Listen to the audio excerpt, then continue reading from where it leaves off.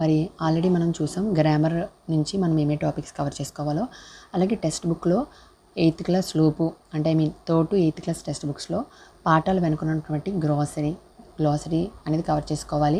అది కవర్ చేసుకోవడం వల్ల synonyms, antonyms, homophones, homonyms, spellings, phrasal verbs, అలాగే one word substitutions, word formations అనేవి మనం చేయగలము. ఇడియోమ్ ఫ్రేజెస్ అనేవి మరి ఇప్పుడు టెక్స్ట్ బుక్స్లో బాగా ఉన్నాయి.